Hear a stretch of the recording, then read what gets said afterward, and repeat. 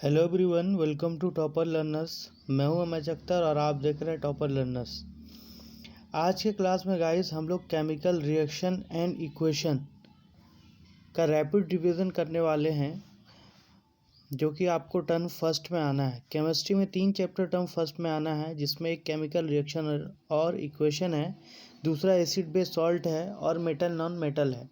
ये VBI chapter है guys. अगर इस चैप्टर का कॉन्सेप्ट आपको क्लियर हो जाता है तो एसिड बेस सॉल्ट और मेटल नॉन मेटल में बहुत ज़्यादा हेल्प मिलता है। तो आप कंटिन्यू बने रहिए लास्ट तक हमारे साथ। और पहली बार अगर जो लोग विज़िट कर रहे हैं हमारे चैनल पे तो प्लीज़ सब्सक्राइब कर दीजिए और बेल आइकन को दबा दीजिए और ज़्यादा से ज़्यादा लोगों को शेयर कीजिए। कंटिन्यू एग्ज़ाम तक हम सीरीज़ लेके आते रहेंगे। कंप्लीट रिवीजन का MCQ का ऑलरेडी हमारा चल रहा है पर डे नाइट में 9:15 पे हमारा चल रहा है पर डे 10th के लिए, और 9th के लिए भी हमारा क्लास ऑलरेडी प्रोवाइड किया जा रहा है। ठीक है, तो आज हम लोग केमिकल रिएक्शन एंड इक्वेशन के बारे में डिस्कस करेंगे। देखिए, केमिकल रिएक्शन है क्या बेसिकली।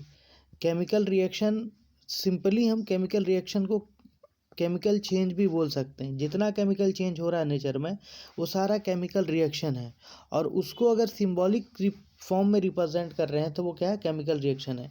फॉर एग्जांपल, जब लोहे को हम एक्सपोज कर देते हैं एटमॉस्फेयर में तो उस पर जंग लग जाता है, जिसको हम बोलते हैं रस्टिंग ऑफ आयरन। तो रस्टिंग ऑफ आयरन एक केमिकल रिएक्शन है, लेकिन उसको हम केमिस्ट्री में कैसे रिप्रेजेंट करते हैं, तो इक्वेशन से। तो सिंबॉलिक फॉर्म में जो रिप्रेजेंट किया जाता है उसको हम क्या बोलते हैं, इक्वेशन बोलते हैं। फॉर एग्जांपल, जब लकड़ी को जलाते हैं तो क्या बनता है, हीट निकलता है प्लस कार्बन डाइऑक्साइड बनता है। तो when would is burn in oxygen it release heat and CO2। ये अगर हम बोल रहे हैं तो ये आपका केमिकल रिएक्शन है, और उसको सिंबॉलिक फॉर्म में रिप्रेजेंट करेंगे। जैसे अगर हम उसको वर्ड फॉर्म में लिख रहे हैं तो वर्ड इक्वेशन होगा, और उसको हम सिंबल फॉर्म में लिख रहे हैं तो सिंबॉलिक इक्वेशन होगा। जैसे लिखते हैं कार्बन प्लस ऑक्सीजन, ऑक्सीजन क्या बना देगा, कार्बन डाइऑक्साइड, कार्बन डाइऑक्साइड। ये अगर हम लिख रहे हैं तो ये वर्ड इक्वेशन है। कौन इक्वेशन है, वर्ड इक्वेशन। और इसी को अगर हम लिख देते हैं C+O2 एरो CO2, तो ये आपका कौन सा इक्वेशन है, ये इक्वेशन है आपका सिंबॉलिक। और ये सिंबॉलिक इक्वेशन का ज़्यादा रिप्रेजेंट किया जाता है, ज़्यादा यूज़ किया जाता है। तो आई होप आपको समझ में आ गया होगा कि केमिकल रिएक्शन क्या है। जो भी फिजिकल चेंज हो रहा है नेचर में वो सारा केमिकल रिएक्शन है। जैसे डाइजेशन ऑफ फूड है, रेस्पायरेशन है, फोटोसिंथेसिस है, ये सब क्या है, केमिकल रिएक्शन है। क्लियर। अब देखिए, रिफाइन कैसे कीजिएगा। डिफाइन जो किया, the process in which one or more substance react to form new substance with new chemical identity. New substance भी न्यू केमिकल आइडेंटिटी का क्या मतलब है, ये आपका केमिकल रिएक्शन हुआ। न्यू केमिकल आइडेंटिटी को समझते हैं हम। जैसे आपका वही CO2 वाला एग्जांपल लेते हैं, कार्बन प्लस ऑक्सीजन। तो कार्बन की आइडेंटिटी है, सॉलिड स्टेट में होता है और जलता है, और ऑक्सीजन गैस स्टेट में होता है और जलाने में हेल्प करता है। बट ये जो नया सब्सटेंस आपका बन रहा है, CO2, ये आपका गैसियस स्टेट में होता है और बुझाने का काम करता है, आग बुझाने का। फायर एक्सटिंग्विशन में भी इसको यूज़ किया जाता है। तो विथ न्यू प्रॉपर्टी का क्या मतलब है, यही है। अब देखिए, एक केमिकल रिएक्शन में जो एलिमेंट, जो सब्सटेंस भाग लेता है उसको क्या बोलते हैं, उसको बोलते हैं हम रिएक्टेंट। और जो नया सब्सटेंस बनता है उसको क्या बोलते हैं, प्रोडक्ट। तो एक केमिकल रिएक्शन रिएक्टेंट और प्रोडक्ट मिल के कॉम्बिनेशन को बोलेंगे। जैसे हाइड्रोजन प्लस ऑक्सीजन आपस में रिएक्ट करके H2O बनाया, तो ये जो है आपका, ये रिएक्टेंट कहलाएगा, और ये क्या कहलाएगा, ये प्रोडक्ट कहलाएगा। ठीक है। जो न्यू सब्सटेंस फॉर्म होता है उसको क्या बोलते हैं, प्रोडक्ट बोलते हैं, और वो सब्सटेंस जो पार्टिसिपेट करता है रिएक्शन में उसको रिएक्टेंट बोलते हैं। समझ में आ गया, समझ में आया। जैसे पानी, हाइड्रोजन और ऑक्सीजन को एक साथ मिलाएंगे तो वाटर बनेगा, तो हाइड्रोजन और ऑक्सीजन रिएक्टेंट हो गया और आपका पानी प्रोडक्ट हो गया। क्लियर। बढ़ते हैं आगे की तरफ हम लोग। केमिकल इक्वेशन आप समझ गए। अगर हम रिएक्शन को सिंबॉलिक रिप्रेजेंट कर रहे हैं, the chemical equation symbolic represent कर रहे हैं, तो केमिकल इक्वेशन होगा। ठीक है, देखिए अच्छा, ये आपका रिएक्टेंट समझ गया, ये आपका प्रोडक्ट समझ गया। अब देखिए, ये जो आपका केमिकल रिएक्शन है दो टाइप का होता है जनरली। एक होता है बैलेंस इक्वेशन, एक बैलेंस केमिकल इक्वेशन। अब हम बात किसकी कर रहे हैं, इक्वेशन की, किसकी, केमिकल इक्वेशन की। तो एक होता है बैलेंस केमिकल इक्वेशन और दूसरा होता है अनबैलेंस या स्केलेटल भी बोलते हैं। क्या बोलते हैं, skeletal, SKELATTLE, skeletal equation, Kankali समीकरण। हिंदी में अगर बोले तो उसको कंकाली समीकरण। हिंदी में अगर बोले अनबैलेंस इक्वेशन को तो क्या, कंकाली समीकरण, और अगर हम अंग्रेजी में बोले तो स्केलेटल या अनबैलेंस इक्वेशन। ठीक है, अब देखिए बैलेंस इक्वेशन कौन होगा, अनबैलेंस कौन होगा, उसको समझते हैं। देखिए, एक रिएक्शन लिखते हैं और समझते हैं। देखिए, जैसे आपका है C+O2, क्या बन रहा है, CO2 बना रहा है। अब देखिए, ये आपका रिएक्टेंट है, ये रिएक्टेंट, और ये है आपका प्रोडक्ट। ठीक है, अब रिएक्टेंट में नंबर ऑफ एटम काउंट कीजिए। कार्बन कितना है, 1, ऑक्सीजन का एटम 2, तो टोटल कितना हो गया, 3 हो गया। तो रिएक्टेंट इस तरफ हो गया, रिएक्टेंट में एटम की संख्या, नंबर ऑफ एटम 3। अब ये इधर कार्बन 1 प्लस ऑक्सीजन 2, तो इधर भी 3 है, तो इधर भी एटम कितना हो गया, 3। तो यहाँ भी 3 है और यहाँ भी 3 है। जब रिएक्टेंट साइड और प्रोडक्ट साइड एटम का संख्या, नंबर ऑफ एटम सेम हो जाए तो वो क्या कहलाता है, बैलेंस इक्वेशन कहलाता है। क्या कहलाता है, balance equation. Clear, when the number of atom in reactant side is equal to product side, then the equation is known as balance equation. Clear, अब अनबैलेंस या स्केलेटल किसको बोलेंगे, देखिए फॉर एग्जांपल ये है आपका H2+O2, क्या बनाएगा, H2O। अब इधर देखिए हाइड्रोजन, ये हो गया आपका रिएक्टेंट साइड, ये हो गया आपका प्रोडक्ट साइड। H2 यानी हाइड्रोजन कितना है, 2, ऑक्सीजन कितना है, 2, टोटल कितना हो गया, 4। तो रिएक्टेंट में एटम का संख्या कितना हो गया, एटम का संख्या 4 हो गया। प्रोडक्ट में हाइड्रोजन कितना है आपका, 2, ऑक्सीजन कितना है, 1, अब इधर कितना हो गया, 3। तब रिएक्टेंट और प्रोडक्ट में एटम का नंबर क्या हो गया, डिफरेंट हो गया। तो ये होता है अनबैलेंस इक्वेशन। ये क्या होता है, अनबैलेंस इक्वेशन। अब जो अनबैलेंस इक्वेशन है उसको बैलेंस किया जाता है। क्या किया जाता है, बैलेंस किया जाता है। जो अनबैलेंस इक्वेशन है उसको बैलेंस किया जाता है। और क्लास 10th में हीट एंड ट्रायल मेथड से, ठीक है। और क्यों हम बैलेंस करते हैं, why equation is to be balanced क्यों किया जाता है, तो याद रखिएगा, to fulfil law of conservation of mass को फिल करने के लिए याद रखिएगा। इक्वेशन बैलेंस क्यों किया जाता है, तो कंजर्वेशन ऑफ मास को फुलफिल करने के लिए आ सकता है MCQ में। ठीक है, अब बैलेंस कैसे करेंगे, how to balance chemical reaction. अब बैलेंस कैसे करेंगे, आगे का सवाल है कि बैलेंस कैसे करेंगे केमिकल रिएक्शन। यहाँ तक क्लियर है, कैसे बैलेंस करेंगे केमिकल रिएक्शन। तो उसके लिए सिंपल ट्रिक जान लीजिए। किसी भी इक्वेशन को बैलेंस करने के लिए आप इसको याद रखिएगा। किसको याद रखिएगा, जो अभी बता रहे हैं। प्रोसीजर, स्टेप फर्स्ट में आप मेटल को कीजिएगा, फर्स्ट में किसको, मेटल को, दूसरे में नॉन मेटल को, तीसरे में ऑक्सीजन और चौथे में हाइड्रोजन। सबसे पहले मेटल को बैलेंस करना सीखिए, मेटल को बैलेंस कीजिए, फिर चेक कीजिए हुआ या नहीं हुआ, फिर नॉन मेटल को बैलेंस कीजिए, फिर चेक कीजिए हुआ या नहीं हुआ, फिर ऑक्सीजन, फिर हाइड्रोजन। ठीक है, metal non metal oxygen hydrogen, metal non metal oxygen hydrogen. बहुत सारे ट्रिक हैं, ये ट्रिक मुझे अच्छा लगा, ये इसीलिए हम इसी को अप्रोच कर रहे हैं, metal non metal oxygen hydrogen. अब देखिए इक्वेशन लिखते हैं हम और करते हैं। जैसे आपका है FeSO4 प्लस प्लस मान लीजिए आपका हो जाता है सोडियम ले लेते हैं, ठीक। तो क्या बना देगा, ये डिस्प्लेसमेंट रिएक्शन भी हो जाएगा, Na2SO4 प्लस क्या बनाएगा Fe। अब ये रिएक्शन देखिए, इधर Fe एक है, इधर SO4, इधर सोडियम 2 है, इधर सोडियम 1 है। तो अब बैलेंस करना है हमको, तो सबसे पहले यहाँ पे मेटल को करेंगे। अब सोडियम इधर 2 है तो इधर 2 लगा दीजिए, 2 सोडियम हो गया। अब इधर Fe एक, इधर Fe एक, इधर सल्फेट, बैलेंस हो गया, ठीक है। तो ये अब बैलेंस इक्वेशन हो गया। तो आपको कैसे पूछेगा एग्जाम में इस तरीके से रहेगा, FeSO4 plus x Na arrow, ये वाला प्रोडक्ट रहेगा। तो ये x की जगह क्या होगा, x की जगह ये 2 हो जाएगा। क्लियर है। इसी तरीके से और भी रिएक्शन है जिसको हम लोग बैलेंस करके देखते हैं, 2-3 रिएक्शन। उसके बाद फिर हम लोग सीधे टाइप्स ऑफ रिएक्शन पे चलेंगे। सीधे कहाँ पे चलेंगे, टाइप्स ऑफ रिएक्शन पे। सीधे हम लोग टाइप्स ऑफ रिएक्शन पे, जैसे यहाँ पे आपका एक रिएक्शन है, देखिए यहाँ पे देखिए, ये है आपका रिएक्शन, क्या है, जिंक कार्बोनेट।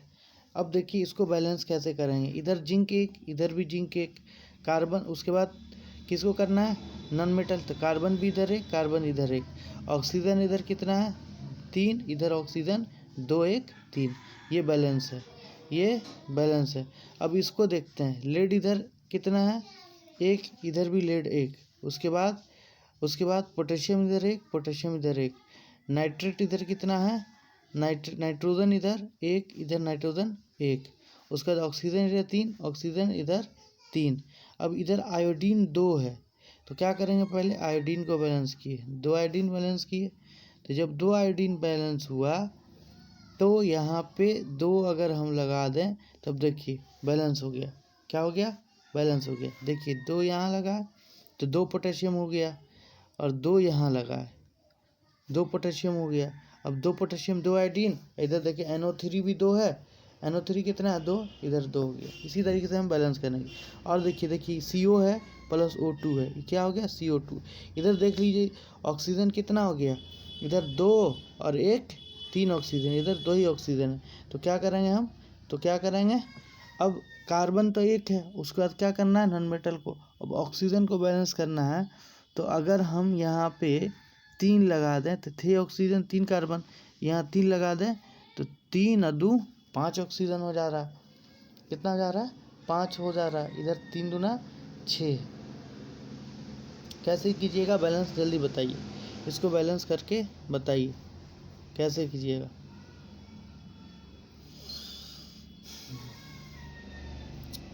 अगर हम यहाँ पे 2 कर देते हैं तो 2 कितना हो गया, 4 ऑक्सीजन और 2 कार्बन, इधर कितना हो गया 2 कार्बन। अब देखिए 2 ऑक्सीजन 2 2 4 ऑक्सीजन 2 कार्बन, बैलेंस हो गया ना, बैलेंस हुआ या नहीं हुआ। हमेशा जब बैलेंसिंग करते हैं तो यहाँ पे लगेगा, यहाँ नहीं लगेगा। बहुत बच्चा गलती करता है, यहाँ लगा देता है, वहाँ नहीं लगता है, ठीक है। अब जैसे ये है FeSO4 Fe2O3 plus SO2 plus SO3, अब बैलेंस कीजिए, Fe यहाँ पे 1, यहाँ पे, ठीक है। उसके बाद सल्फ़र इधर 2 है, इधर सल्फ़र 1 है। सल्फ़र अगर 2 यहाँ हम करते हैं तो इधर कितना हो जाएगा, 2 सल्फ़र हो गया, ऑक्सीजन 4 दूना 8 हो जाएगा, इधर 2 और 6 8, बैलेंस हो गया, इक्वेशन बैलेंस हो गया। तो इसी के तरीके से आप बैलेंस कर सकते हैं इक्वेशन को, इसी तरीके से इक्वेशन बैलेंस हो जाएगा। बढ़ते हैं आगे। अब हम देखिए कुछ काम की बात है, इसमें क्या बोल रहा है, an insoluble substance called precipitate वो सब्सटेंस जो इनसॉल्युबल हो उसको प्रेसिपिटेट बोलते हैं। फॉर एग्जांपल जैसे बालू को रखे पानी में तो बालू नीचे बैठ जाता है तो प्रेसिपिटेट है। उसी तरीके से पोटेशियम आयोडाइड जब उसको पानी में रखिएगा तो पोटेशियम आयोडाइड हल्के पीले रंग का नीचे बैठ जाएगा, ये भी प्रेसिपिटेट है। उसी तरीके से बेरियम सल्फेट BaSO4 ये वाइट कलर का होता है, ये भी पानी में नहीं घुलता है, नीचे बैठ जाएगा इस तरीके से, तो उसको क्या बोलेंगे, प्रेसिपिटेट। इनसॉल्युबल सब्सटेंस को प्रेसिपिटेट बोला जाता है। अब हम लोग टाइप्स ऑफ रिएक्शन की बात करेंगे सीधे, ठीक है। कुछ क्वेश्चन NCERT का है और वो आगे देख लेंगे बाद में हम लोग। कैरेक्टरिस्टिक्स ऑफ केमिकल इक्वेशन, कैसे पता चलेगा कि केमिकल इक्वेशन हो रहा है। थोड़ा लंबा वीडियो होगा, बस अंत तक बने रहिए। एक लेक्चर में हम कोशिश करेंगे पूरा कवर करने का, ठीक है। यहाँ तक समझ में आ रहा है। अभी तक हमने देख लिया केमिकल रिएक्शन क्या है, केमिकल इक्वेशन क्या होता है, केमिकल इक्वेशन कितने टाइप का है, स्केलेटल है, बैलेंस जिसको बोलेंगे अनबैलेंस, और बैलेंस है वो भी देख लिया। अब हम लोग कैरेक्टरिस्टिक्स ऑफ केमिकल रिएक्शन देख रहे हैं। कैरेक्टरिस्टिक्स बोले तो कैसे हम पहचानेंगे कि केमिकल इक्वेशन हो रहा है, कैसे हम पहचानेंगे कि केमिकल रिएक्शन हो रहा है। तो देखिए, जब भी केमिकल रिएक्शन होगा तो उसमें चेंज इन कलर हो जाएगा, उसका कलर चेंज हो जाएगा, या गैस निकलेगा, इवोल्यूशन ऑफ गैस होगा, या फॉर्मेशन ऑफ प्रेसिपिटेट होगा, या फिर हीट दिया जाएगा या हीट निकलेगा। अगर 1 2 3 4 5 पाँचों चीज़ में से कोई एक चीज़ होने के बाद अगर रिएक्शन हो रहा है, या 2 चीज़ होने के बाद, या कुछ भी होने के बाद इन पाँचों में से, तभी हम कहेंगे कि केमिकल रिएक्शन हो रहा है। ठीक है, क्लियर। और सबसे बड़ी चीज़, जो हीट देने के बाद भी प्रोडक्ट जो बने वो बिल्कुल डिफरेंट हो तभी। नहीं तो आप जैसे आपका बर्फ़ है तो वो भी हल्का उसको गर्म कीजिएगा तो पानी में बदल जाता है, तो क्या वो केमिकल रिएक्शन होगा? नहीं होगा, क्योंकि पानी H2O है और बर्फ़ भी H2O ही रहता है। तो प्रोडक्ट जो बनता है उसकी प्रॉपर्टी नहीं बदलती है, वही प्रोडक्ट रहता है, सिर्फ स्टेट बदल जाता है। तो ऐसे चेंज को हम क्या बोलते हैं? फिजिकल चेंज बोलते हैं, फिजिकल रिएक्शन बोलते हैं। तो अब समझते हैं क्या चेंज इन कलर का क्या है। देखिए, चेंज इन कलर का मतलब ये है कि जब हम रिएक्शन करवाते हैं तो एक सब्सटेंस का कुछ और कलर होता है और रिएक्शन के बाद कुछ और कलर हो जाता है। जैसे एक एग्जांपल दिया है Fe+SO4, ये कॉपर सल्फेट जो है ना, CuSO4, ये नेचर में जैसे चीनी का दाना है वो कलरलेस होता है, उसी तरीके से ये किस तरह का रहता है? ब्लू कलर का रहता है। किस तरीके का? कॉपर सल्फेट जो है वो आपको ब्लू कलर का ऐसे क्रिस्टल होगा, ठीक है। जब कॉपर सल्फेट सॉल्यूशन ले लिए ही, इसमें आयरन नेल डाल देंगे, मतलब कांटी डाल देंगे, तो ये रिएक्शन होगा। धीरे धीरे रिएक्शन होने के बाद ये कॉपर जो है कम रिएक्टिव होता है, लेस रिएक्टिव होता है। अब देखिए, रिएक्टिविटी सीरीज आप याद कर लीजिए, ये है उसका सीक्वेंस। नहीं होता आप लिख लीजिए, जो बता रहे हैं अभी यहाँ पे, इसको आप लिख लीजिएगा। कैटरीना ने कार मांगा अल्टोजेन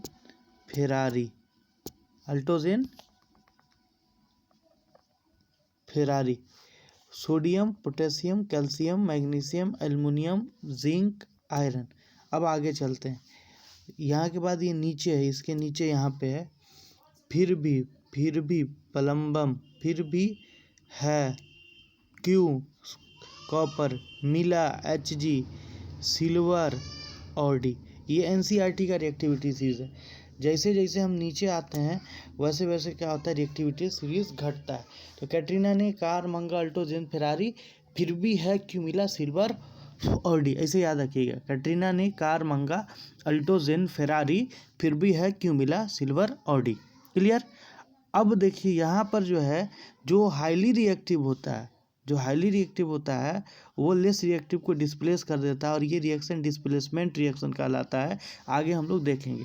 तो देखिए, अल्टोजेन फेरारी, फिर भी क्यों मिला, फिर भी ऐसे लिखते हैं, अल्टोजेन फेरारी, फिर भी क्यों मिला। देखिए, कॉपर कितना नीचे है, कॉपर नीचे है, लेस रिएक्टिव है। आयरन रिएक्टिव है, तो आयरन क्या करेगा? बोलेगा हट जा, ताकतवर है हम, वो हटा करके फेरस सल्फेट बना लेगा। और फेरस जो होता है उसका ब्लू ग्रीन कलर होता है, लाइट ग्रीन, इसलिए ग्रीन कलर हो रहा है। तो ये कलर चेंज हो रहा है, केमिकल रिएक्शन हो रहा है। उसके बाद चेंज इन टेम्परेचर, जैसे कैल्शियम ऑक्साइड है, चूना जो हम लोग लाते हैं घर में उसको चूना बोलते हैं। जैसे चूना मार्केट से खरीद के ले आए, उसको नादी में पानी में डाले तो क्या होता है? गर्म हो जाता है, खदखदाने लगता है। तो CaO वही चूना होता है जो हम लोग मार्केट से ला के पानी में डालते हैं। तो CaO को जब हम पानी में डालेंगे, H2O में डालेंगे, तो कैसा हो जाता है? देखिएगा, पानी चूना घुल जाता है उसमें, तो CaOH का वो हॉल ट्वाइस बना लेता है। प्लस हीट रिलीज करता है, प्लस क्या रिलीज करता है, हीट। तो ये CaOH हॉल ट्वाइस को बोलते हैं स्लैक लाइम, बुझा हुआ चूना, बुझा हुआ चूना स्लैक लाइम बोलते हैं। तो इसमें हीट रिलीज हो रहा है तो टेम्परेचर चेंज हो रहा है, उसी तरीके से स्टेट चेंज हो रहा है। जैसे hydrogen gas, oxygen gas, H2O liquid है, तो स्टेट चेंज हो रहा है, तब भी ये केमिकल रिएक्शन है। इवोल्यूशन ऑफ गैस, गैस भी निकलेगा। जैसे देखिए मेटल है और एसिड के साथ रिएक्ट कर रहा है तो हाइड्रोजन गैस निकाल रहा है। तो ये सब प्रॉपर्टी है केमिकल रिएक्शन का। एक्सोथर्मिक, इंडोथर्मिक, ये सब टाइप में हम लोग देख लेंगे। तो कोई भी केमिकल रिएक्शन हो रहा है, अगर चेंज कलर हो रहा है तब, स्टेट चेंज हो रहा है या टेम्परेचर चेंज हो रहा है, तब भी हम क्या कहेंगे कि केमिकल रिएक्शन हो रहा है। गैस निकल रहा है, जैसे हाइड्रोजन निकलता है, किसी में से CO2 निकलता है, तब हम भी क्या कहेंगे कि केमिकल रिएक्शन हो रहा है। या हीट दे के हम तोड़ रहे हैं या हीट निकल रहा है तो वो केमिकल रिएक्शन हो रहा है। ठीक है, अब बढ़ते हैं हम लोग, कुछ काम की बात यहाँ पे क्या बोला जा रहा है उसको देख लीजिए। It is not always necessary to maintain physical state and reaction condition in balanced chemical equation, so we can leave that step until ask the question। बोला जा रहा है कि हमेशा जो है मेंटेन नहीं किया जा सकता है किसको, बैलेंस केमिकल इक्वेशन केस में स्टेट को। ठीक है, आगे चलते हैं। अब हम लोग टाइप्स ऑफ रिएक्शन की बात कर लेंगे। जैसे एक क्वेश्चन यहाँ पे दे दिया है, क्वेश्चन साथ साथ लेते ही चलते हैं हम लोग। देखिए, Reema took 5 ml of lead nitrate PbNO3 lead nitrate in beaker and add 4 ml of potassium iodide Ki potassium iodide solution, what would be। ये जो है ना, ये हो जाता है आपका displacement, double displacement reaction, plus minus, ये आगे हम लोग देखेंगे। तो ये बना देगी लेड आयोडाइड PbI, ये हल्के पीले रंग का प्रेसिपिटेट होता है तो येलो प्रेसिपिटेट बन जाए। तो ये प्रेसिपिटेशन का एग्जांपल है, हम लोग अभी आगे देखेंगे सब टाइप्स ऑफ रिएक्शन। ठीक है, अब बात कर लेते हैं टाइप्स ऑफ रिएक्शन का। देखिए, टोटल टाइप्स ऑफ रिएक्शन क्या है उसको पहले हम लोग डिस्कस कर लेते हैं एक एक एग्जांपल के साथ, फिर हम क्वेश्चन देख लेंगे। ठीक है, आप बस ध्यान से समझिए। ठीक है, यहाँ तक समझ में आया या नहीं आया, ये एक बात बताइए। आया तब भी बताइए, नहीं आया तब भी बताइए। हम लोग अब टाइप्स ऑफ रिएक्शन की बात कर लेते हैं। किसकी बात कर लेते हैं? Types of reaction. देखिए, जनरली जो है ना आपका 6 टाइप का रिएक्शन होता है। पहला है आपका कॉम्बिनेशन रिएक्शन, कॉम्बिनेशन रिएक्शन। देखिए, नाम से ही क्लियर है, कॉम्बिनेशन रिएक्शन वो रिएक्शन है जिसमें 2 या 2 से ज़्यादा एलिमेंट या कंपाउंड मिल करके एक नया सब्सटेंस बनाए, एक ही नया सब्सटेंस बनाए। जैसे general equation A + B arrow C। Example ले लेते हैं, C + O2 क्या बना रहा है? CO2। ये आपका कॉम्बिनेशन रिएक्शन है। क्या है? कॉम्बिनेशन, एक ही नया सब्सटेंस बनाए, अगला नहीं, एक ही नया सब। The reaction in which 2 or more than 2 substance combine to form 1 new substance is known as combination reaction. और ले लेते हैं, जैसे CaO, क्या नाम है CaO का? Quick lime, calcium oxide plus H2O। देखिए, ये एलिमेंट है और ये कंपाउंड है। तो एलिमेंट में भी हो सकता है और कंपाउंड में हो सकता है। ये क्या बना देगा? CaOH का होल ट्वाइस, ये बना दिया एक प्रोडक्ट, सिंगल प्रोडक्ट। तो ये भी क्या है? केमिकल कॉम्बिनेशन रिएक्शन है। ये भी क्या है? कॉम्बिनेशन रिएक्शन है। ठीक है, ये भी आपका कॉम्बिनेशन रिएक्शन है। कैल्शियम ऑक्साइड प्लस वाटर मिलकर क्या बना दिया? Calcium hydroxide slack lime. और भी देख लेते हैं, और एग्जांपल देखते हैं, जैसे S + O2 arrow SO2 sulphur dioxide, N + O2 arrow NO2। ये भी क्या हो गया? आपका केमिकल रिएक्शन का कौन सा टाइप? Combination reaction. तो कॉम्बिनेशन रिएक्शन वो रिएक्शन है जिसमें क्या हो, 2 या 2 से ज़्यादा एलिमेंट मिले या कंपाउंड मिले कि एक नया सब्सटेंस बना, एक ही सिंगल सब्सटेंस बना, वो क्या? कॉम्बिनेशन रिएक्शन है। क्लियर है? अब जैसे और ले लीजिए कॉम्बिनेशन में, Mg + O क्या बन जाएगा? MgO मेटल का ऑक्साइड। क्लियर? अब बात कर लेते हैं, दूसरा है आपका, पहला कॉम्बिनेशन हो गया, पहला कॉम्बिनेशन और दूसरा जो है आपका वह है आपका डिकम्पोजिशन।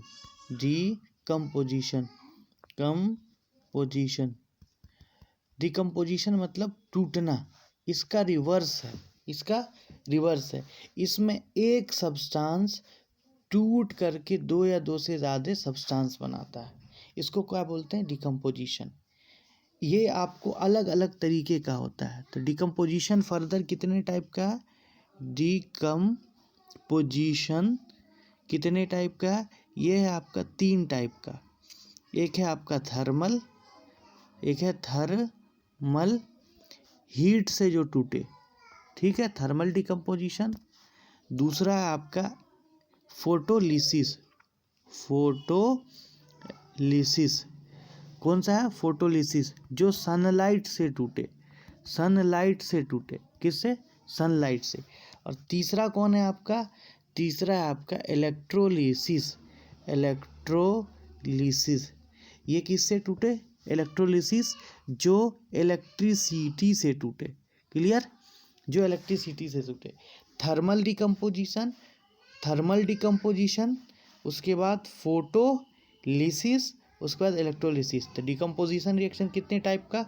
स्क्रीनशॉट लेते जाइएगा, साथ स्क्रीनशॉट लेते जाइएगा। डिकम्पोजिशन 3, थर्मल, फोटोलिसिस और इलेक्ट्रिसिटी। जो हीट दे के टूटे वो थर्मल, जो सनलाइट से टूटे वो फोटोलिसिस, जो इलेक्ट्रिसिटी से टूटे वो इलेक्ट्रोलिसिस। अब एग्जाम्पल देखते हैं थर्मल का। थर्मल का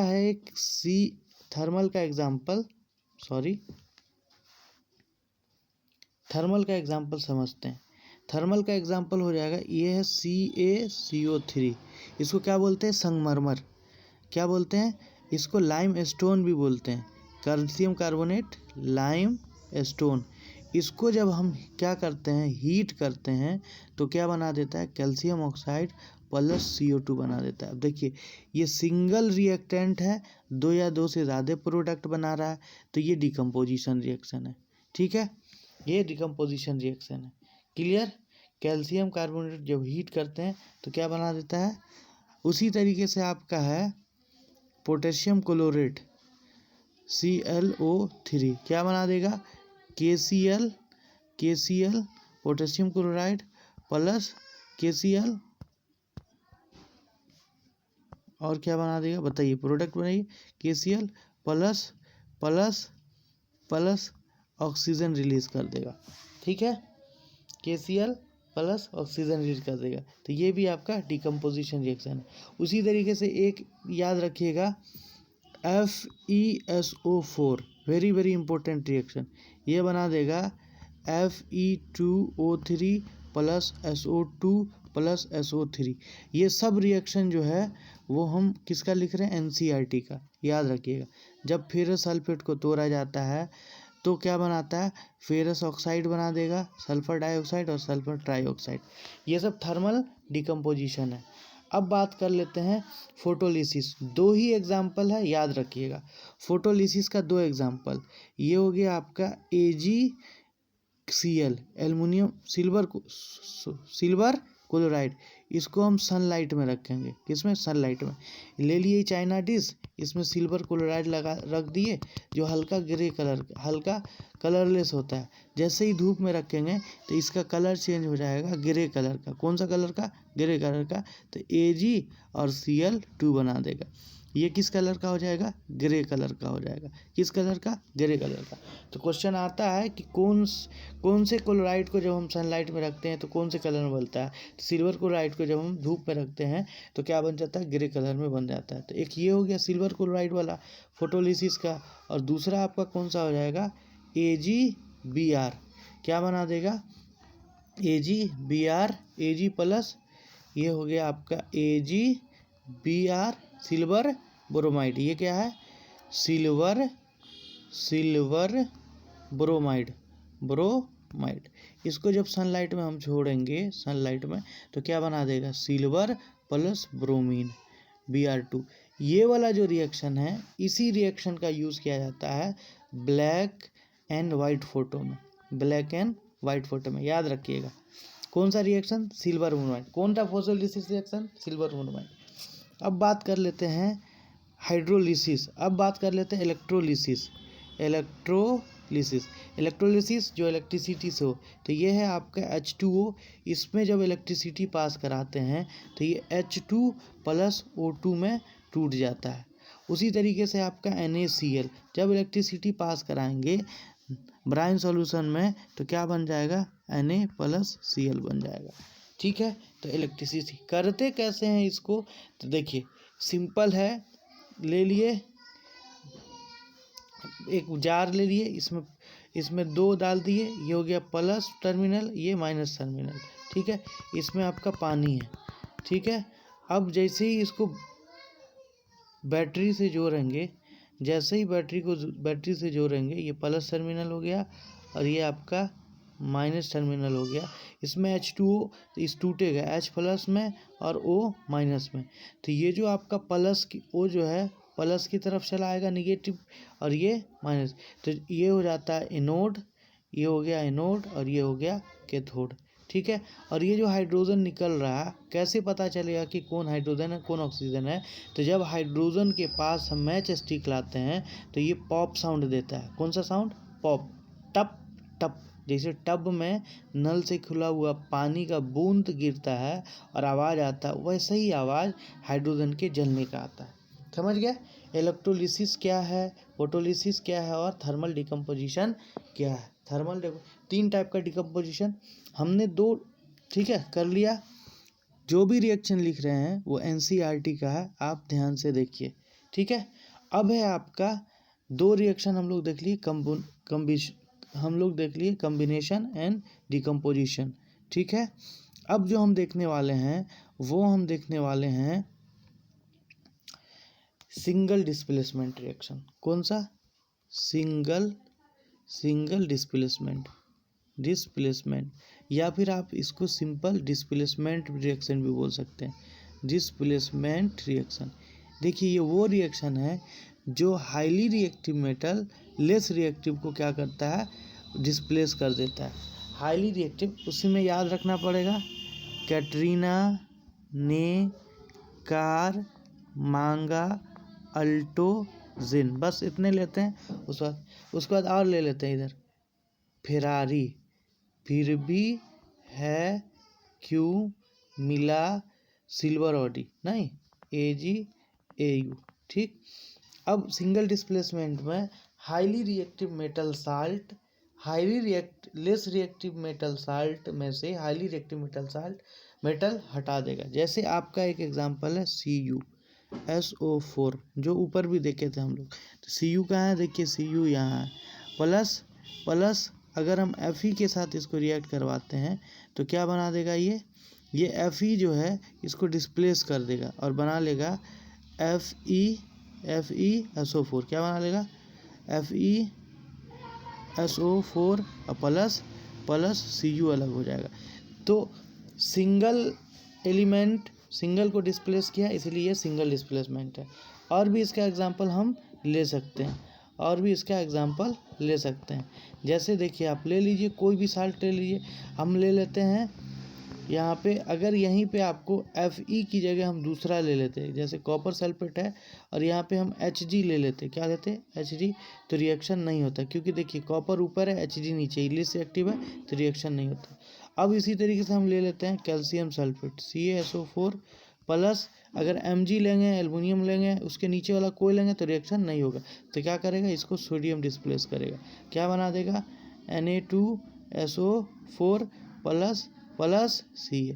तो वो रिएक्शन जिसमें एक मेटल दूसरे मेटल को डिस्प्लेस करे, यानी highly reactive metal less reactive metal को डिस्प्लेस कर दे, ऐसे रिएक्शन को क्या बोलते हैं हम, सिंगल डिस्प्लेसमेंट रिएक्शन। ठीक है, अब बात कर लेते हैं डबल डिस्प्लेसमेंट का। पांचवा कौन, चौथा, हम लोग चौथा की बात कर रहे हैं। अब फोर्थ में है आपका डबल डिस्प्लेसमेंट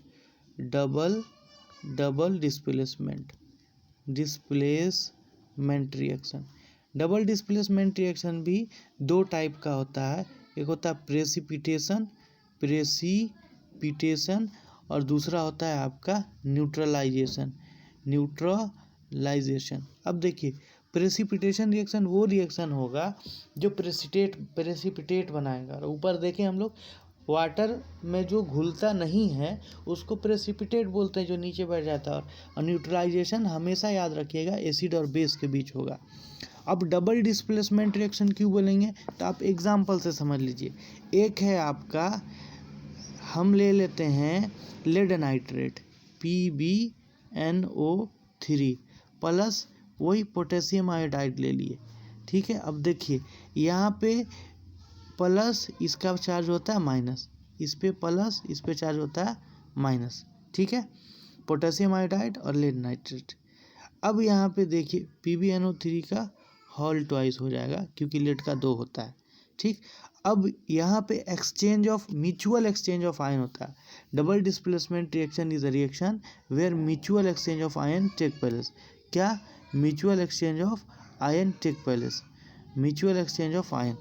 तो हम लोग बात कर रहे थे PbNO3 का होल ट्वाइस और plus potassium iodide, mutual exchange plus minus, इसका प्लस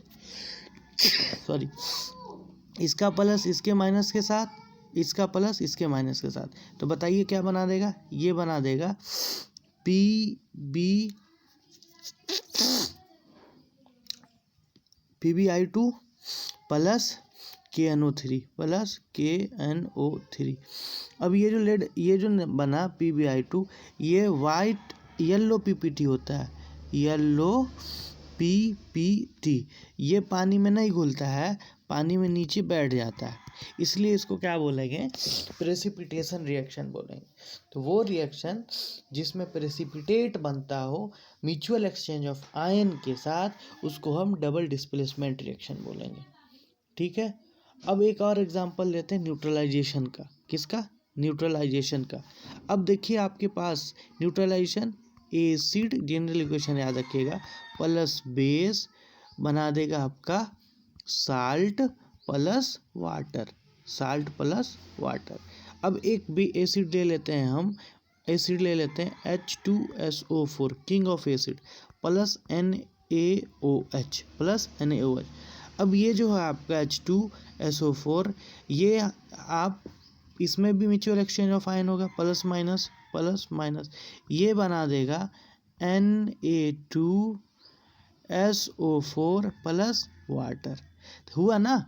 अब एसिड बेस जब आकर के म्यूचुअल एक्सचेंज करेगा तो वो साल्ट और वाटर बनाएगा, और इस रिएक्शन को न्यूट्रलाइजेशन रिएक्शन बोलेंगे, जो कि डबल डिस्प्लेसमेंट है। और ले लें एक एग्जांपल, HCl प्लस KOH क्या बना देगा, KCl प्लस H2O, ठीक है। आई होप आपको डबल डिस्प्लेसमेंट भी समझ में आ गया होगा। क्लियर? स्क्रीनशॉट चाहते हैं तो आप ले सकते हैं, ठीक है। डबल डिस्प्लेसमेंट रिएक्शन भी हो गया। डबल डिस्प्लेसमेंट 2 टाइप का, कौन? Precipitation and neutralisation. अब बात कर लेते हैं हम लोग रिडॉक्स रिएक्शन का। अब बात कर लेते हैं, या फिर एक्सोथर्मिक इंडोथर्मिक की बात कर लेते हैं साथ साथ। देखिए एक्सोथर्मिक एंड इंडोथर्मिक। देखिए एक्सोथर्मिक वो रिएक्शन है जिसमें हीट निकलता है, हीट अगर रिलीज हो रहा है तो एक्सोथर्मिक, और हीट दिया जा रहा है तो इंडोथर्मिक। अब एक्सोथर्मिक देख लीजिए, जैसे हम CaO क्विक लाइम को किस में डाले थे, H2O में डाले थे, पानी में। जब चूने को पानी में डाला जाता है, चूना पत्थर को, तो क्या बनाता है, CaOH का होल ट्वाइस, प्लस देखिएगा कि वो गर्म भी हो जाता है, प्लस हीट रिलीज करता है। तो ऐसे रिएक्शन को हम क्या बोलते हैं, ऐसे रिएक्शन को बोलते हैं एक्सोथर्मिक रिएक्शन। उसी तरीके से जब हम एसिड को वाटर में डालते हैं तब भी हीट रिलीज होता है, वो भी आपका एक्सोथर्मिक रिएक्शन है। तो वो रिएक्शन जिसके होने के बाद हीट रिलीज होता है उसको एक्सोथर्मिक बोलते हैं, एक्सोथर्मिक। अब बात कर लेते हैं इंडोथर्मिक। देखिए इंडोथर्मिक रिएक्शन वो रिएक्शन है जिसको होने के लिए जिसको होने के लिए हीट की ज़रूरत हो, जिस रिएक्शन को होने के लिए हीट की ज़रूरत है वो इंडोथर्मिक है। और वो कौन सा रिएक्शन था, हम लोग पढ़े थे थर्मल डिकम्पोजिशन। तो CaCO3 प्लस को हीट दिए थे, तो जब हीट दे रहे हैं तो क्या हो जाएगा, इंडोथर्मिक। जितना थर्मल डिकम्पोजिशन है सब इंडोथर्मिक है, तो CaO प्लस CO2। ठीक, क्लियर। जितना थर्मल डिकम्पोजिशन है वो क्या है, इंडोथर्मिक है। क्लियर। अब बात कर लेते हैं रिडॉक्स रिएक्शन, जो कि लास्ट है आपका, रिडॉक्स रिएक्शन। रिडॉक्स रिएक्शन, अब देखिए रिडॉक्स रिएक्शन वो रिएक्शन जिसमें ऑक्सीडेशन भी हो और रिडक्शन भी हो, और रिडक्शन भी हो। क्या क्या हो, फिर से समझिए। रिडॉक्स रिएक्शन, रिडॉक्स, अच्छे से समझिएगा, यहाँ से क्वेश्चन आता है। ऑक्सीडेशन भी हो, ऑक्सीडेशन भी हो, और क्या हो, प्लस रिडक्शन भी हो, रिडक्शन। अब रिडक्शन, ऑक्सीडेशन क्या है, तो किसी सब्सटेंस में ऑक्सीजन का जुड़ना, प्लस क्या हो, O2 हो, माइनस H2 हो, या माइनस इलेक्ट्रॉन हो। मतलब ऑक्सीजन जुड़े तो ऑक्सीडेशन, हाइड्रोजन हटे तो ऑक्सीजन, इलेक्ट्रॉन रिमूव हो तो ऑक्सीडेशन। रिडक्शन इसका उल्टा हो जाएगा, ऑक्सीजन हटे, ऑक्सीजन हटे तो रिडक्शन, उसके बाद हाइड्रोजन जुटे, H2 जुटे तो रिडक्शन, जुटे, और इलेक्ट्रॉन जुटे तो भी रिडक्शन। क्लियर। तो ये, और जिस इक्वेशन में ये दोनों एक साथ हो उसको क्या बोलते हैं, रिडॉक्स रिएक्शन बोलते हैं। फॉर एग्जाम्पल, एक एग्जाम्पल ऑक्सीडेशन का हम लोग देखते हैं। फॉर एग्जाम्पल आपका है, समझ गए, ऑक्सीजन का जुड़ना, C+O2 क्या बनाएगा, CO2। अब ये बताइए कि रिएक्शन में क्या हो रहा, ये कार्बन इधर बेचारा अकेले है, अब प्रोडक्ट में देखिए ऑक्सीजन के साथ जुड़ गया, तो किस में जुड़ा, कार्बन में ऑक्सीजन जुड़ गया, तो इसका हो गया ऑक्सीडेशन। क्या हो गया, ऑक्सीडेशन। क्या हो गया, इसका ऑक्सीडेशन। ठीक है।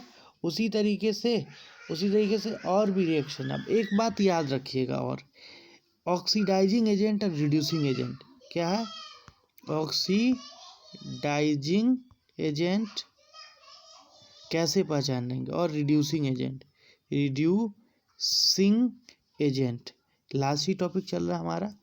देखिए, जो एलिमेंट, जो कंपाउंड या जो सब्सटेंस ऑक्सीडाइज हो, जिसका ऑक्सीडेशन हो, जिसका क्या हो, ऑक्सीडेशन हो, वही क्या होगा, रिड्यूसिंग एजेंट होगा, रिड्यूसिंग एजेंट। ठीक। और जिसका क्या, और जिसका बोलिए, जिसका रिडक्शन हो, क्या हो, रिडक्शन हो, वही क्या होगा, वही ऑक्सीडाइजिंग एजेंट होगा, ऑक्सीडाइजिंग एजेंट होगा। ठीक है। ऑक्सीडाइजिंग एजेंट, जिसका ऑक्सीडेशन वो रिड्यूसिंग एजेंट, और जिसका रिडक्शन वो ऑक्सीडाइजिंग एजेंट। क्लियर। अब एग्जाम्पल कुछ लेंगे फिर हम समझेंगे। अब क्या करेंगे, कुछ एग्जाम्पल लेते हैं फिर समझने की कोशिश करते हैं। यहाँ तक बात समझ में आ रहा है या नहीं आ रहा है, ये एक बात बताइए। अब हम लोग बस ख़त्म करने के कगार पर हैं, देख लेंगे फिर क्वेश्चन। कोरोजन और एसिडिटी तो एक बार में हो जाएगा। अब देखिए, ये है आपका रिएक्शन। ठीक है, ये रहा आपका रिएक्शन। इसमें आपको बताना है कौन ऑक्सीडाइज हो रहा है, कौन रिड्यूस हो रहा है। देखिए अच्छे से समझिएगा, ये है MnO2, ये है HCl। ठीक है, ये है आपका रिएक्टेंट। ठीक, और ये इधर है आपका प्रोडक्ट। क्लियर। अब देखिए यहाँ पे MnO2, इधर देखिए Mn में ऑक्सीजन है नहीं है, तो ऑक्सीजन हट गया इससे, तो इसका क्या हो गया, रिडक्शन हो गया। ऑक्सीजन हट गया तो रिडक्शन। अब देखिए अब वो यहाँ से आपको पूछिए बताओ भैया कौन सा ऑक्सीडाइजिंग रिड्यूसिंग एजेंट है, तो ऑक्सीडाइजिंग एजेंट है, तो जिसका रिडक्शन हुआ यही तो ऑक्सीडाइजिंग एजेंट हो गया, वो एजेंट नहीं हो गया। अब देखिए HCl है इधर, इधर HCl के साथ है, क्या है, HCl के साथ है। अब H में इधर देखिए ऑक्सीजन जुड़ गया, तो HCl का क्या हो गया, HCl का ऑक्सीडेशन हो गया, और ये क्या कौन सा एजेंट हो गया, तो रिड्यूसिंग एजेंट हो गया। क्लियर।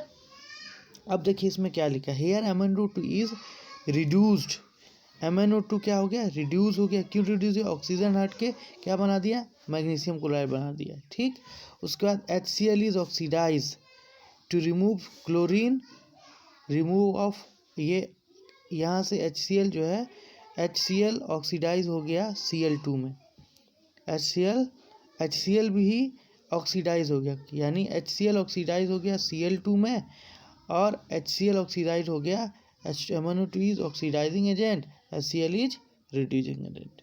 ठीक है, यहाँ से ऑक्सीजन हाइड्रोजन हट गया, इसमें ऑक्सीजन जुड़ गया।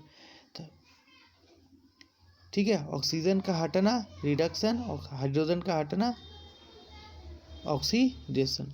आगे बढ़ते हैं अगले, इसमें आप बताइए कौन ऑक्सीडाइजिंग एजेंट है कौन नहीं।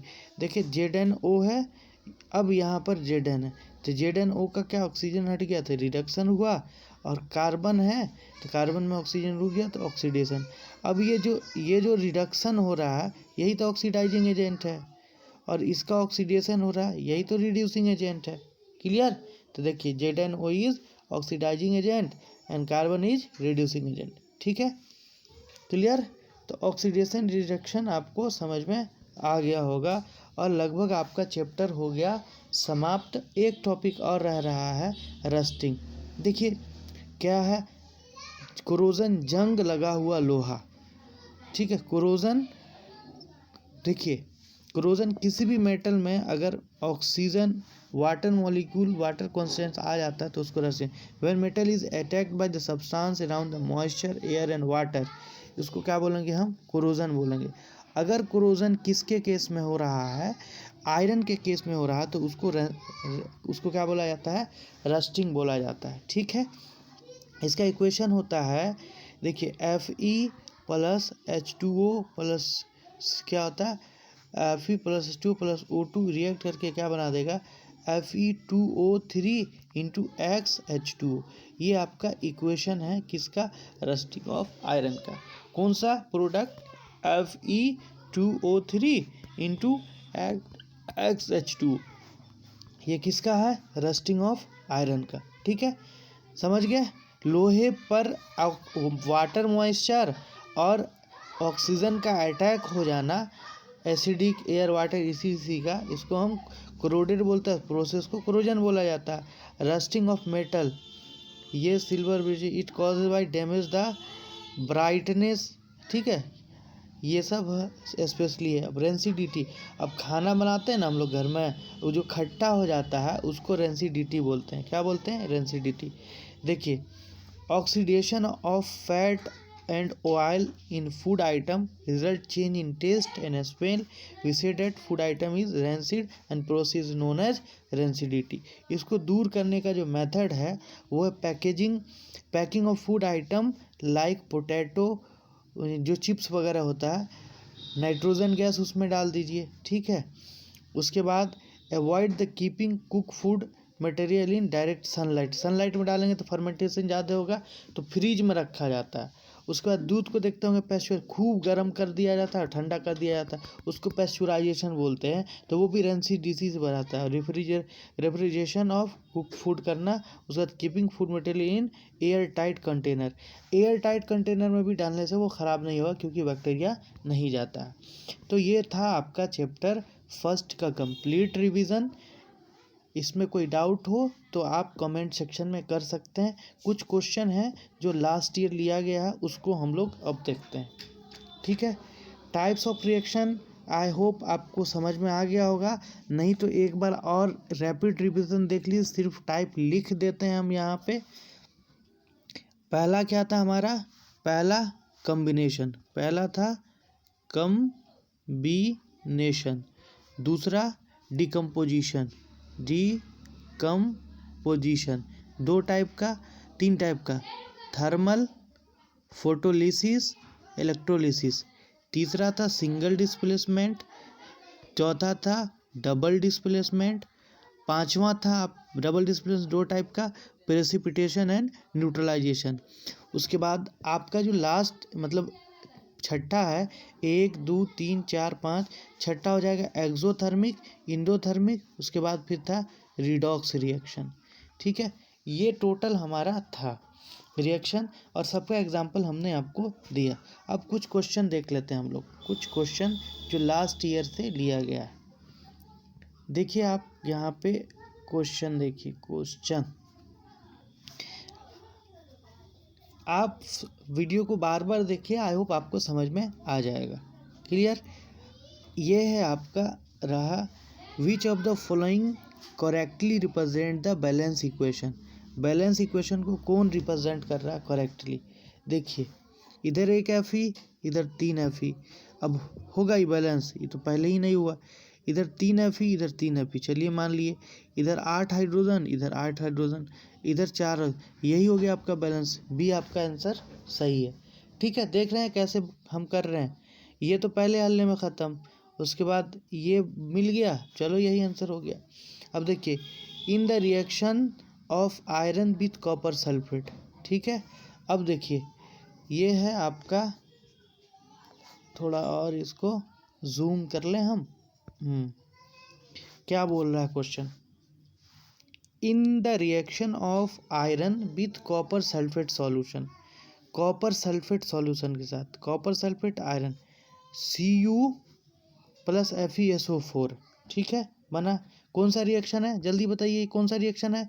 जल्दी जल्दी कमेंट में बताइए। ये है सिंगल डिस्प्लेसमेंट। आगे क्या पूछ रहा है उसको भी देख लीजिए, ज़रा सा आ जाओ बाबू, आ जाओ। हाँ, अब देखिए क्या बोल रहा है, क्लियर विजिबल है ना?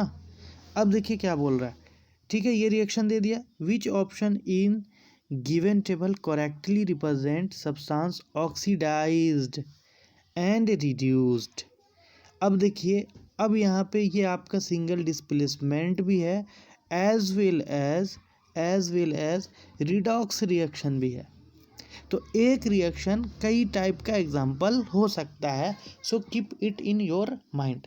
अब बात कर लेते हैं कौन ऑक्सीडाइज हो रहा है। देखिए ये FCuSO4 से आपका ये जो है ऑक्सीजन रिमूव हो रहा है, तो इसका हो रहा है CuSO4 का रिडक्शन। ठीक, और Fe में ऑक्सीजन आके इधर जुड़ रहा है, तो इसका हो रहा है ऑक्सीडेशन। क्या हो रहा है? ऑक्सीडेशन। अब सब्सटेंस ऑक्सीडाइज, कौन सब्सटेंस ऑक्सीडाइज? Fe में ऑक्सीजन जुड़ गया, Fe ऑक्सीडाइज हो गया। अब जो ऑक्सीडाइज होता है वही रिड्यूसिंग एजेंट है, तो यही आपका आंसर हो जाएगा। जो ऑक्सीडाइज होगा वही रिड्यूसिंग एजेंट है, जो ऑक्सीडाइज होगा वही आपका रिड्यूसिंग एजेंट है। तो ए क्या हो जाएगा आपका? Fe ऑक्सीडाइज भी हो रहा है, और जो ऑक्सीडाइज होता है वही रिड्यूसिंग एजेंट होता है। तो आई होप ए होना चाहिए आपका आंसर। देखिए A is the right answer. ठीक है, समझ में आ रहा है या नहीं आ रहा है बताइए? ए आंसर है ना, A is the right answer. अब बात कर लेते हैं अगले क्वेश्चन की तरफ, बने रहिए लास्ट तक, है ना? आपका कॉन्सेप्ट क्लियर हो जाएगा बिल्कुल। ये क्वेश्चन है, the chemical reaction between copper and oxygen can be categorised. Copper and oxygen, तो ले लीजिए Cu ले लीजिए प्लस ऑक्सीजन ले लीजिए, क्या बना देगा? CuO। अब बताइए तो, आप ही बताइए तो, क्या हो रहा है? क्या हो रहा है बताइए? डिस्प्लेसमेंट तो हो नहीं रहा है, डिकम्पोज तो हो नहीं रहा है। देखिए 2 एलिमेंट है और एक सिंगल प्रोडक्ट बना रहा है, तो सिंगल प्रोडक्ट जब बनाएगा तो कौन सा रिएक्शन? Combination reaction. सिंपल बात है, कौन सा reaction? Combination. C is the right answer. Clear? अब बात कर लेते हैं अगले क्वेश्चन की तरफ।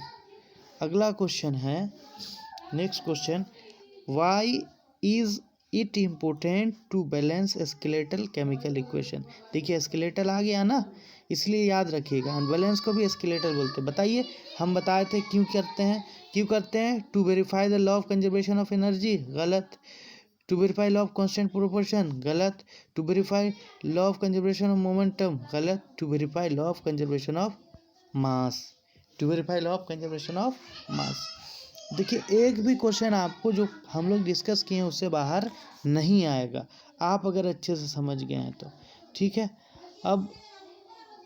अब जो ये है PYQ हम नेक्स्ट क्लास में ले लेंगे। इसमें बहुत सारा क्वेश्चन है, एक क्लास और लेंगे हम लोग, उसमें सिर्फ इसका प्रीवियस ईयर क्वेश्चन हम लोग देख लेंगे। ठीक है, आज के लेक्चर में गाइस बस इतना ही।